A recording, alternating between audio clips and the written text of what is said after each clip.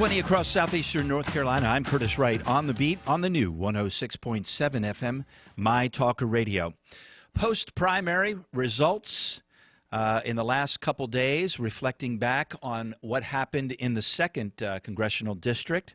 Frank Roche said this in a recent post. Only 15.6% of us who live in North Carolina's 2nd District bothered to vote on Tuesday, May 6, 2014. Republican and independents voted to give Representative Renee Elmers another 2 years in office. We missed sending a true conservative leader to the U.S. House by 6,370 votes.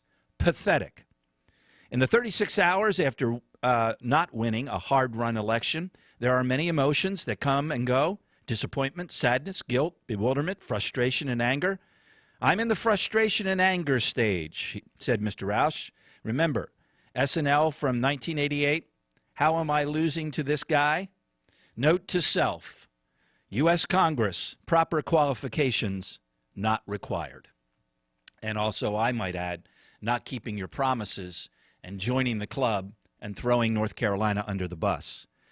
Let's go to the phones, and again, we're very honored to have with us the former candidate for the 2nd Congressional District here in North Carolina, a former banker, a radio host, and currently a college professor, Mr. Frank Roche. Good morning, sir. Good morning, Curtis. How are you today? I'm doing great, and I want to tell you once again, I know I did in my email, but I want to thank you for taking the time today, because I think it's important in watching the post-primary lack of response that I would have thought would have happened from the Republican Party. I think the lack of response I thought would happen is reflective of what happened during the primary. And that is, they just don't get it. They just don't get what they're doing to the conservative grassroots, the conservatives in this state and in this country. And I want you to go through, if you will, and share with folks what it was like to run, to talk about, if you would, some of the things that you laid out. This, by the way, this piece you wrote was, I think, an important piece, and the things needed to be said. I'm going to tell you personally.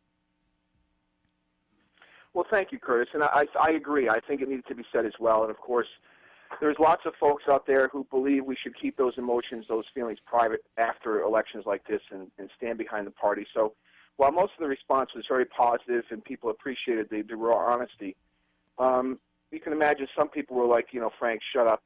It's time to get behind the party. So it was a little bit of a mixed reaction, but I think it was needed to be said. And I don't think anyone that's inside politics was surprised what was said. It was just maybe that it was said. And that is that, probably on the Democrat side as well, on the Republican side, there are people who take sides in positions where they're not supposed to take sides. That is to say, people that participate in GOP politics at the club level, at the auxiliary level, at the county level, they take pledges to remain neutral. It's related to both their role in the party and also oftentimes related to their tax status with respect to how they filed their organization. And invariably, you find a handful of these folks who just cannot remain neutral, who need to step in to protect their candidate, and oftentimes their candidate is the incumbent. And so I encountered that pretty clearly in the 2nd District. And we tried to tap it down as we encountered it during the primary. But unfortunately, we were constrained in a variety of ways in terms of our poll on the campaign trail. So it was difficult to do. And it's also, these things are very difficult to prove because they're all third-party hearsay type situations. But it's quite distressing, and it's a challenge for every challenger to any incumbent or any new person on the political campaign trail. Frank, you well know this. My listeners well know this. In America, the vast majority of people, when asked, know that the problem we are facing in America, which trickles down to our state, is Washington. The people in Washington, the types of people we've been sending to Washington. And in particular, in the Republican Party, it has been a great disappointment. In the party that's supposed to uphold and fight for and be committed to conservative values, we've seen, compromise after compromise. You probably, like yourself and myself, we get thrown this 80-20 rule, not understanding that the 20% is what's killing us. And, yeah, that's a good point. And primaries are all about getting the right person, just like interviews are in the private sector, yet we're told, hey, don't Don't attack each other. Don't talk about each other's records. That's not, well, you know what? That's the problem, the system. But let's back up a little bit. We long knew that the special interest in Washington, this group that over, 87% of Americans say that they cannot be trusted, they lie, they're the problem with government today. This group had their eyes set, and by the way, that group includes those inside the Republican leadership, on who they wanted in races in North Carolina to win, and we saw the money flow and the influence flow. As you said, sometimes it's money, sometimes it's influence. And so who really picked these folks to go to Washington, to win the primaries and to go to Washington? The people? The people or Washington? I say Washington picked them. Yeah, and I get your point completely, Curtis. Of course, the voters picked them, but I understand what you're saying.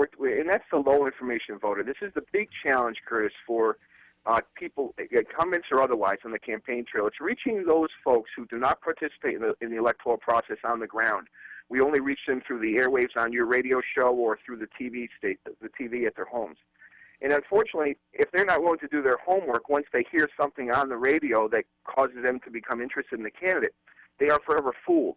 And I think that's where the power in Washington really resides. They understand that there's a lot of people out there who who are not paying attention. If they feed them what they need to feed them, they will get the votes they want.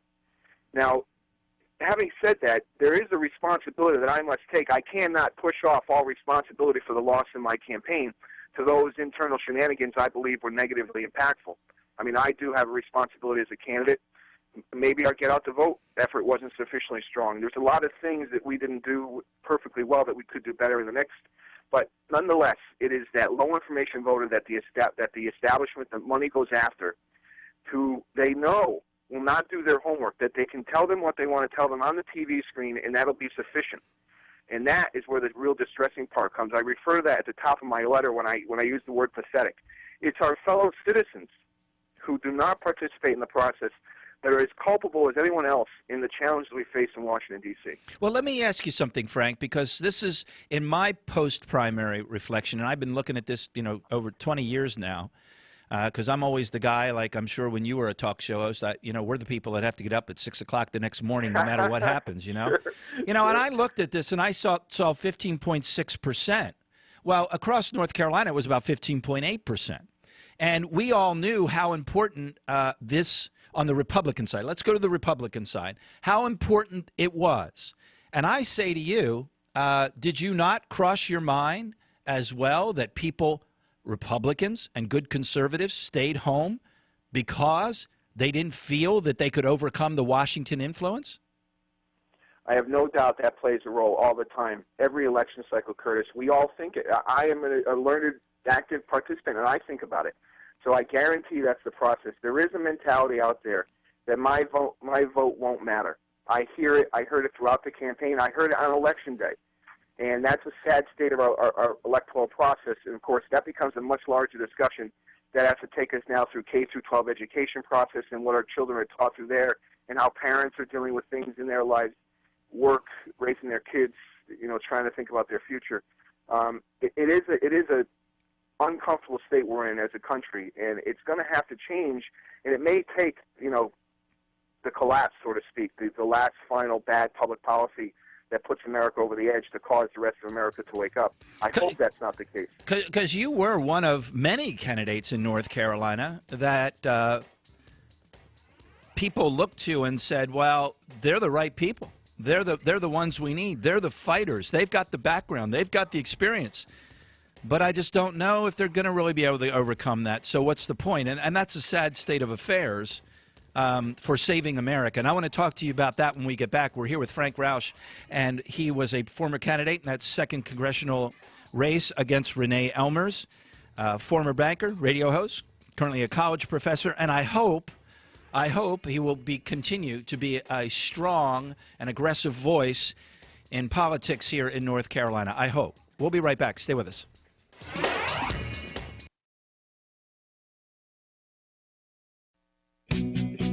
Did you miss him? Well, then let's get back to Curtis Wright on The Beat. And we are back. It's 8:35 across southeastern North Carolina. We're here with Frank Roche. Post-primary reflections, his thoughts are posted on our Facebook page. We have posted the entire piece that he wrote and posted out there and is being picked up by media outlets across North Carolina. Frank, in looking, as we always have to do, I mean, we can't avoid what happens in primaries. Like I said to you, we're always here the day after, if you will.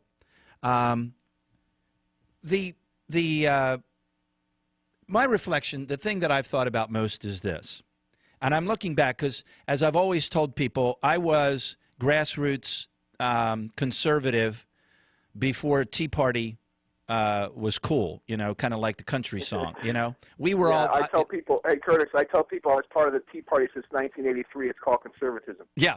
So I look back and I say, well, here it is. Here's the issue. And we just went through this in North Carolina because I don't care what they say. What the Republican Party tried to do for 140 years in North Carolina, we did in about 3 years.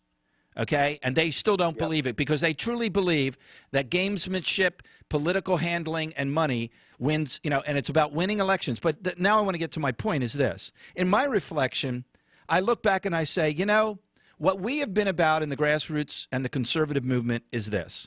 We have a purity of purpose. We're about principles and morality. Because if we know we stick to those, then we'll get the right people. The right people will go and do the right things in elected office. The modern Republican Party is still about winning elections. We're about saving America. And I believe that's what your campaign and those of others across North Carolina were about. Saving America, not just winning an election. That's true, Curtis. And again, I got a lot of feedback, as you can imagine, from the letter, most of it positive, as I said. But those who did push back were like, Frank, this is about the party. You can't do this to the party. You have to get behind the party. And I simply remind them, I like the Republican Party. It's why I run as a Republican. But I am focused on America right now. We're beyond party politics at this point. $18 trillion in national debt, massive problems when it comes to immigration, international trade, Obamacare, Dodd-Frank. Our education system is failing. I'm past the party issue. I'm focused on America, and that's the key distinction that needs to be made when we look at conservatives and what we call the establishment, I think. And I know now that after my years of living in California that I'm a true North Carolinian, because the last couple years I have been so aggressive in my comments saying, get your Washington dirty money and influence out of my state. I'm a true North Carolinian. I don't want them in my state. I don't want Karl Rove out there roaming around, handling, and influencing our campaigns. Let us make our own decisions. And the reason I also feel about that, Frank, and I'm sure this was also why you were running, that we have a unique opportunity right now as North Carolinians to actually be a leading voice in the national debate and dialogue in the future of this country. And that comes down, though, to who do we elect to go to Washington? That's true. And, of course, we do have, I think, a powerful voice on our side in Pat McCrory. I'd like to point out that in my travails over the past few years in Republican politics in North Carolina, I can attest to you, we have real solid, true conservative leadership in the Republican Party in North Carolina. But they kind of keep themselves in the background. They're not aggressively out there expressing their words the way you and I can in an open forum like this. So they're there. They're trying to work behind the scenes to do what we hope to do, and that is bring the party back to the right. Get focused on something where we offer Americans a clear distinction between Democrats and Republicans. And, it's a process. It's frustrating to see on the inside because it's not happening fast enough for you people like you and I who see the dangers approaching much more quickly. Having said that, of course, your ultimate comment about funding from outside the state, I guess we could think about restricting fundraising to inside state for federal candidates. That's one possibility. There is, of course, the power. I always fall back to, Curtis, is it ultimately comes down to you and I as a voter. Yeah. And to the extent you and I do not participate, and of course I'm using the big you and I, we fail. So for me, I'm happy to, right now, I can lay some blame on the people in the 2nd District who put up little gates to block my success. But ultimately, 15% of the population came out to vote. 85% of those people who registered to vote chose not to participate. And for me, that is ultimately the biggest challenge. For me, that becomes an educational issue right through K through 12 in the household, the culture we have, the moral culture we have in our households, dictated to the children by parents. We need to change that. For me, that's one of the biggest factors. It's our fellow citizens failing to do their civic responsibility. But look at the track record of the Republican leadership in Washington, and that's where this 87% almost consistently now. I cannot trust them. There's no difference in either party. They're all the same, and blah, blah, blah. Good people come along like you. I think Dr. Brannon's another good person. I think Reverend Harris is a good and honest man. Good candidates have come forward in a lot of areas of North Carolina, but yet no matter how hard they work, and you're right, the power's in our vote, individual vote, but they can't overcome what Washington and its failures in the Republican Party leadership have done to the process, if you know what I'm saying. It's hard for you. It's hard for you to overcome. No, when you say to people like Dr. Brannon and Reverend Harris did, trust me, I won't do this. Well, yeah. Right? They're still sitting back going, yeah, I've heard that before, right? Oh, my God. The level of dishonesty at the local level in politics is a little bit hard to fathom. But, human beings are human beings. In your world, in the radio world, in the banking world, in the political, we are all the same. We're all trying to nest ourselves. We're all trying to take advantage of whatever power we have. We're all trying to advance our role in whatever we're doing. It's no different in politics. The human nature doesn't change.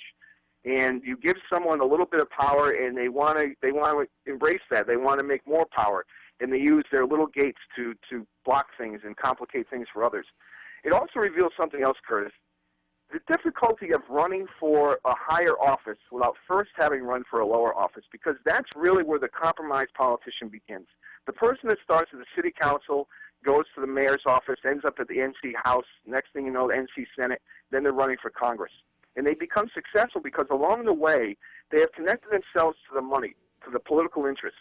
And that is really where the power comes from starting at a lower office. It's not having more experience or being a better statesman. It's having greater access to the necessary funding needed to win an election. And that is a telling issue as well, because people like you and I who step out of the private sector, excellently prepared to run for office, but we don't have the connections as a result of not being in the process, are compromised as a result. And that's why we don't often get the best qualified candidates victorious in election cycles. And isn't that sad? Because what we need is people who aren't connected, but we can't get. Right. But we can't get. I mean, it's like it's like the dog chasing his tail, in a sense. Yeah, it's a very circular situation, very frustrating. Because I said to myself, I am qualified. I spent 30 years becoming qualified to do this job. I do not need to be on the city council first. But now, after a few years in this process, 2 election cycles, I see the power that comes from starting at the bottom, because you get connected to all the moneyed interests at each stage of the way. And the real challenge for someone like myself or even Greg Brannon, we just didn't know enough rich people. Yeah. And, I'll tell you another thing you bring up, and we have a few minutes left. I'm hoping you'll stay with me for that third segment, because what I want to hear from you is a vision on how do we, because there's so many in the grassroots conservative movement that are, they're disillusioned again, they're disappointed again, and I would like to hear from that. But first, see, I had an opportunity to broadcast from 2 markets, the southeastern North Carolina and the Fayetteville market. And I have to tell you, as an ardent conservative who fought for years and grassroots guy, got out there and got on the air at WFNC, let me tell you something, it was like putting my head in a buzzsaw. Because of, all these different groups, the men's group, the women's group split off and formed their own women's group because they're mad at the other women's group. And I would have these different people and leaders come forward. I was like, what the heck is going on in the Fayetteville area?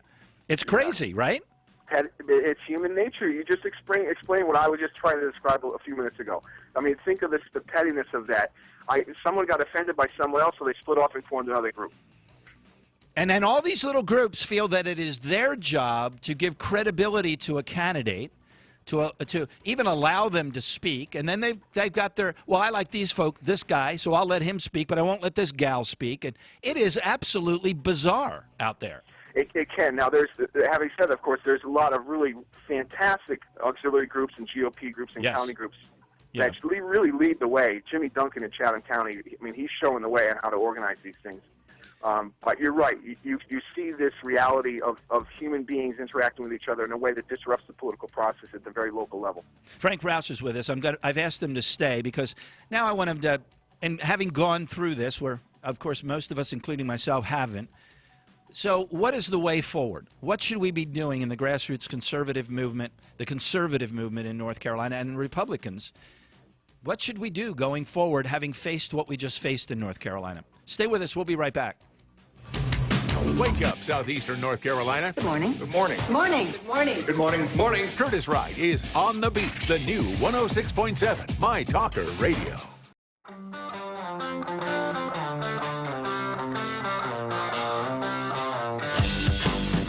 .851, and we're going to wrap it up for the day. And I've asked Frank Rouse, who's been our guest here this morning, to share with us a vision, a plan for going forward, and what he thinks from his perspective in the wake of these primary results we should do.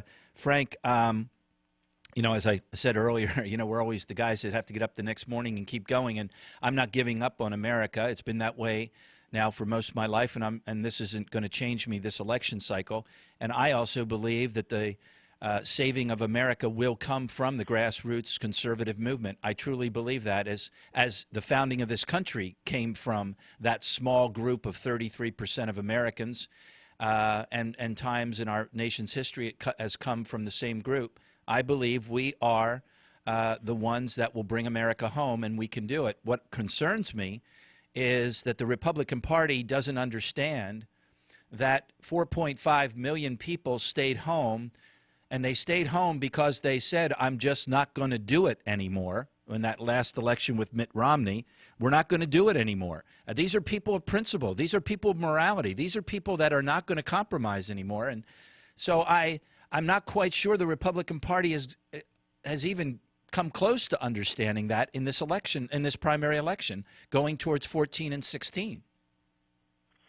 That may very well be, Curtis. You and I have lived through the electoral cycle for a few decades, I'm sure. On Tuesday night, Wednesday morning of last week, I was convinced I was done and that I've done what I can for America. I've put in my time. I've not been successful. I'm going to stop worrying about America. The next day, I was waking up first thing thinking, how can I help America? It really is a remarkable passion that we share. And, you know, I think what we have to embrace, first of all, is the fight within the Republican Party must ensue.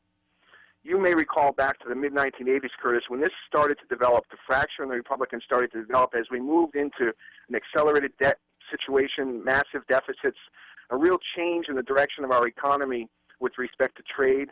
And it's been 30 years of kind of separation, and now it's here, right? We have to have this battle within the Republican Party between conservatives and what is now called the Tea Party and the establishment, which I define as those individuals compromised within the system, not dedicated to putting America's best interests at hand, but more focused on the party. Now, that's a huge generic definition, but nonetheless, the fight must ensue.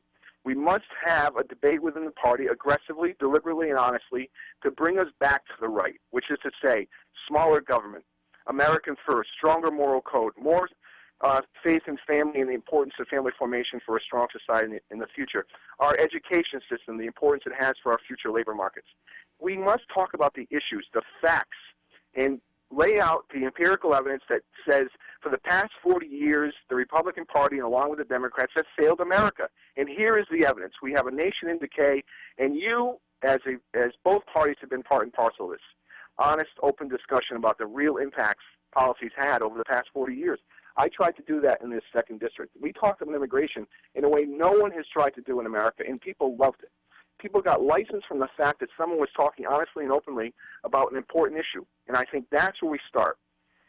Move away from the Tea Party label. Recognize we're conservative Republicans. Don't give the Democrats that ammunition. As you and I know, the Tea Party is about concerned Americans fearful of our future, concerned that we're living outside the Constitution, way beyond our means in terms of debt, and they want that to stop. And so we need to maybe change some labeling with respect to the Tea Party, but more than anything else, engage debate. honest, open, aggressive debate with the other side. You And know, the other side isn't our own party. You know, it's interesting, like you said, some of the comments you made about clubs, and that's human nature. We love, whenever there's two human beings, they want to get together, they want to pick a location, they want to start a club. It's just, that's the way it is, Right. Right. And, sadly, one of the things that I saw, and I used to warn my listeners, and I've warned people, look, I was doing bus trips and rallies and taking people here and taking people there, but I was warning people, watch, beware. Because there are groups, and I'm not saying they're bad people, but there were a lot of groups, nonprofits, that tried to institutionalize the, quote, Tea Party movement, the conservative grassroots movement. I said, beware of that, folks. One of our greatest strengths was we were, just as you said, concerned patriots, citizens, coming together and wanted to do what was right for America and best for our people and our nation. And we needed to stick to that. And I always thought it was interesting how one of our greatest strengths was the media would contact me and say, well, who's the head of that? Who's the president? What's the address? And I said, you're not getting it, do you? It is the people. And I think we need to go back to that. I think we need to, distance ourselves from the so-called groups that have tried to institutionalize us. Use them as support groups and points of knowledge, but it needs to stay with the people. And I guess, Frank, what I'm saying is, do you believe we can overcome? I guess you and I both do believe the answer is yes, but how do we overcome? We got to get those people off their seats and say, no, try one more time. Try one more time. Well, one of the great examples of what you just suggested, have you seen the salary of the woman that runs Tea Party Patriots? Oh, yeah. Last year? It's like 300-some thousand. Oh, yeah. I saw $450,000. I mean, talk about institutionalized. Talk about having already gone to the other side. I mean, that in of itself is a problem that we'll leave aside for the moment. I just wanted to mention that real quickly. But, yeah, we have a challenge on our hands. And, I think what's going to happen is an economic event is going to happen to finally cause us to wake up. Right now, there seems to be no sense of urgency. Even though I see America on the cusp of second-rate nation status, we're going to have a treasury auction one day in the near distant future that is going to fail because the Chinese don't participate, or the Federal Reserve doesn't participate, or a large pension fund doesn't participate, and the government's not going to be able to fund itself. And instantly, half of America is going to be at risk, businesses and individuals, as a result of our massive indebtedness.